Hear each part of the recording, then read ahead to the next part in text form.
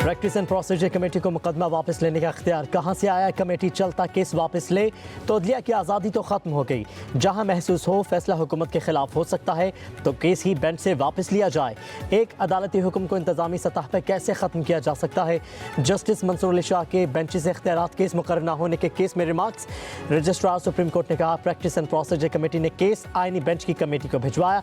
Committee cases मुकर्रर कर सकती है तो वापस भी ले सकती है। जस्टिस मंसूर अली शाह ने कहा ये तो आप को हम बताएंगे कि कमेटी केस वापस ले सकती है या नहीं। ये केस शायद आपसे गलती से रह गया लेकिन बेंच में आ गया तो कमेटी का काम ख़त्म। आखिर अल्लाह ताला ने भी तो कोई मंसूबा डिज़ाइन किया ही होता है। जस्टिस अकील अब्बासी ने कहा प्रैक्टिस एंड प्रोसीजर कमेटी का काम केस पहली बार मुकर्रर होने से पहले तक है। जब केस चल पड़े उसके बाद कमेटी का काम ख़त्म हो जाता है। हमें तो ये भी इल्म नहीं कि मौजूदा बेंच का मुस्तकबिल क्या होगा। कोई तीखा सवाल पूछें तो शायद ये बेंच भी ख़त्म कर दिया जाए। हामिद खान और मुनीर मलिक अदालती मुआविन मुकर्रर।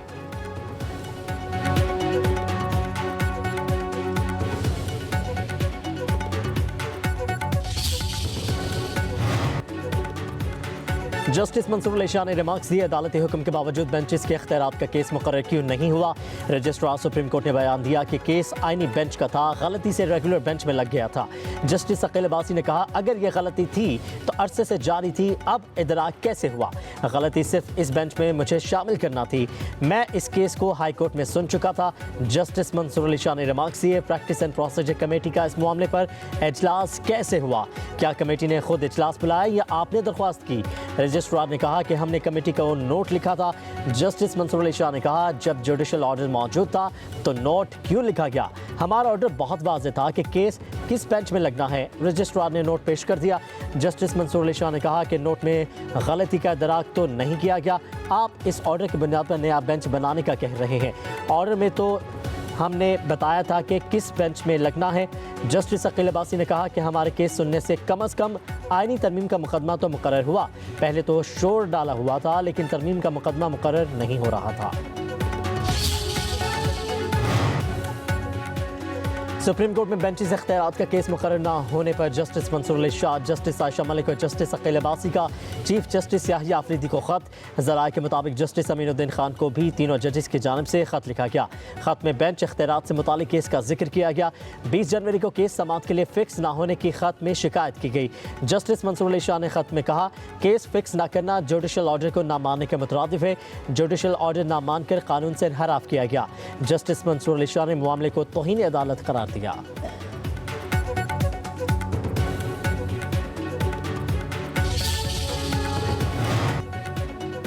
वज़ीर-ए-आज़म शहबाज शरीफ की ज़ेर सदारत वफाकी काबीना का इजलास। 13 निकाती एजेंडे पर गौर। काबीना गैर मुल्की अमले के लाइसेंस की तौसीक में तौसीक की मंजूरी देगी। Chairman Karachi port trust Karachi के ओहदे का इजाफी चार्ज देने की मंजूरी ली जाएगी। काबीना इख्तिसादी राबता कमेटी के फैसलों की तौसीक करेगी।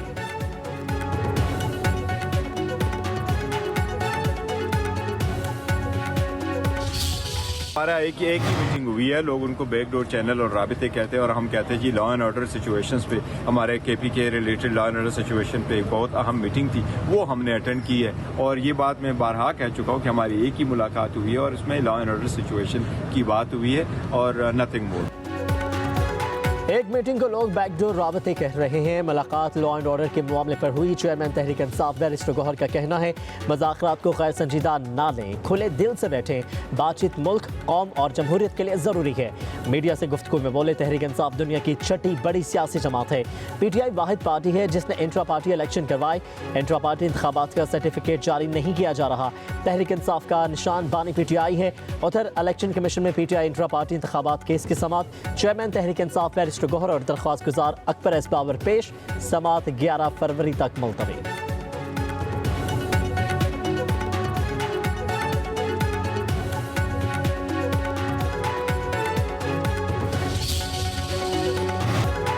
अमेरिका से लाखों गैर कानूनी तारकीन बेदखल। पानामा कैनाल पर कब्जा। जनूबी सरहद पर नेशनल एमरजेंसी।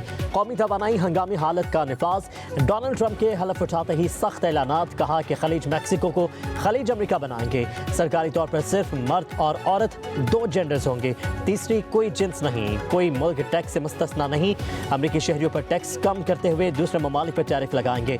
अमेरिका को हथियारों से पाक करेंगे। दुनिया भर से ताल्लुकात को बेहतर बनाएंगे। मरीख पर हवाई मिशन और नॉर्थ भेजेंगे। डोनाल्ड ट्रंप का अमेरिकी फौज को ताकतवर तरीन बनाने का आज़म, मरीख पर अमेरिकी झंडा लहराने का मंसूबा, ग्रीन पॉलिसी के खात्मे का ऐलान।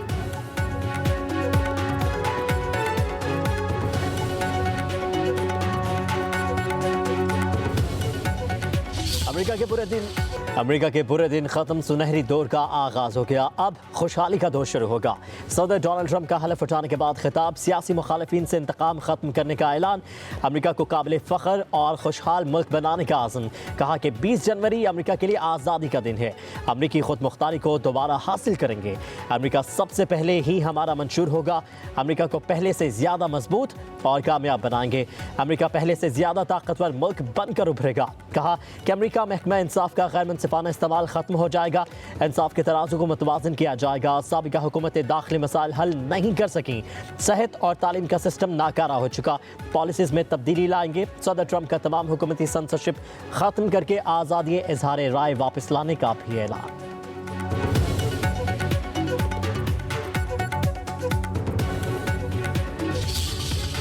अमेरिकी सदर डोनाल्ड ट्रंप के हलफ उठाते ही पहले रोज साबिक सदर जो बाइडन के 78 सदारती इख्तामात मनसूख, मुताबिक नए एग्जीक्यूटिव ऑर्डर्स पर दस्तखत कर दिए। सदर ट्रंप ने कैपिटल हिल हमले में मुलविस 1500 अफराद को मुआफ़ी देने के ऑर्डर पर दस्तखत किए। फेडरल मुलाजमिन की भर्तियां मंजमद करने और घर से काम करने की सहूलत पर भी पाबंदी लगा दी। ट्रंप ने पेरिस माहौलियाती मुआहदे से अलहदगी के ऑर्डर्स पर दस्तखत किए। सदर ट्रंप ने बाइडन का 2030 तक इलेक्ट्रिक कारों की फरोख्त का हदफ 50% करने का ऑर्डर भी मनसूख कर दिया। ट्रंप ने जनूबी सरहद पर नेशनल एमरजेंसी नाफिज करने के ऑर्डर्स पर भी दस्तखत कर दिए। अमेरिकी सदर ने आलमी इदारे सेहत से अलहदा होने के ऑर्डर्स पर भी दस्तखत किए।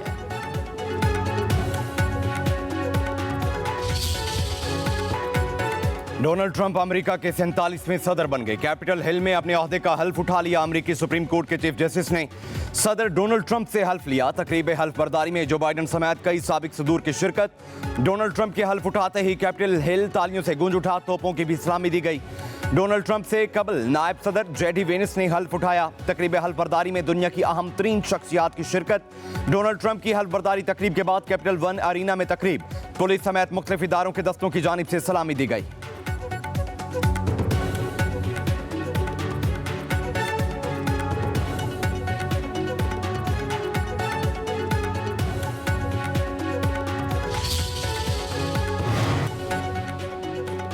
सदर पाकिस्तान और वज़ीर आज़म शहबाज शरीफ की डोनाल्ड ट्रंप को हल्फ उठाने पर मुबारकबाद। सदर आसिफ अली जरदारी का अमरीकी सदर के लिए नेक ख्वाहिशात का इजहार।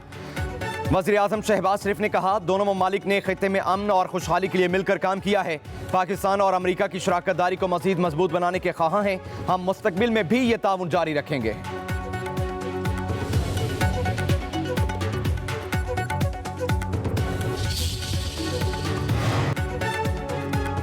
वज़ीर दिफा ख्वाजा आसिफ कहते हैं, डोनाल्ड ट्रंप ने हल्फ के बाद तामीरी तकरीर की है। हमारे सियासी लोगों ने अमेरिका से ख्वाहिशें वाबस्ता कर रखी हैं। अमेरिका की अपनी तरजीहात और मफादात हैं। किसी अमेरिकी नुमाइंदे का बयान आता है तो पाकिस्तान उसको हैंडल कर लेगा।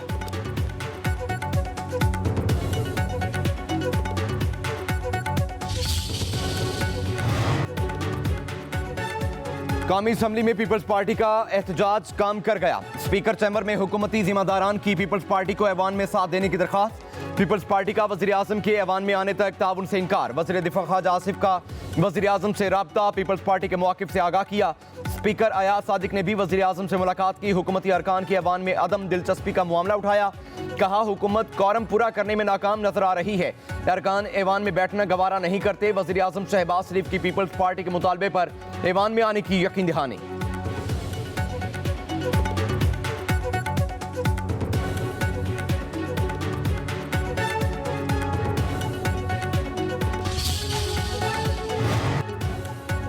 मराकश कश्ती हादसा पर वज़ीर आज़म की हिदायत पर बनाई कमेटी ने जिंदाबाद जाने वाले पाकिस्तानियों की इब्तदाई बयान रिकॉर्ड कर लिए। बयानात के मुताबिक मराकश कश्ती हादसा नहीं, कत्लेआम था। मुल्ज़मों ने कश्ती खुले समंदर में खड़ी की और तावान मांगा। तावान देने वाले 21 पाकिस्तानियों को छोड़ दिया गया। सेनेगाल, मोरितानिया और मराकश के इंसानी स्मगलर्स ने लोगों पर तशद्दुद किया। भूख प्यास से जाम बहक हुए 4 लड़कों का सर और चेहरे पर हथौड़े से ज़रबें भी लगाईं और समंदर में फेंक दिया। कश्ती में सवार बेशतर लोग सर्द मौसम और तशद्दुद से हलाक हुए। खाने पीने की किल्लत का भी सामना था।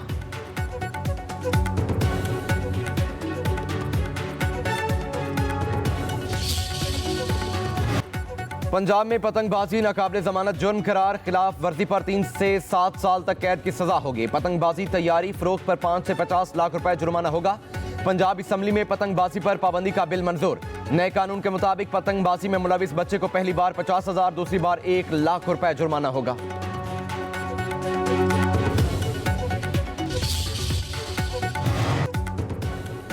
मुल्क भर में शदीद सर्दी की लहर, शुमाल मगरबी बलूचिस्तान, बालाई खैबर पख्तूनख्वा, कश्मीर और गिलगित बल्तिस्तान में बारिश और पहाड़ों पर बर्फबारी की तवक्को। इस्लामाबाद में भी बादल बरसेंगे। मरी और गलियात में भी बर्फबारी का इम्कान। लह पाकिस्तान का सरतरीन मुकाम। पारा -8 डिग्री सेंटीग्रेड तक गिर गया। गोपस में दर्जा हरारत -6, स्कर्दू मालम जबा में -5, पारा चनार में -4 रिकॉर्ड। कराची का मौसम भी ठंडा। कल से सर्दी की नई लहर शहर में असरअंदाज होगी।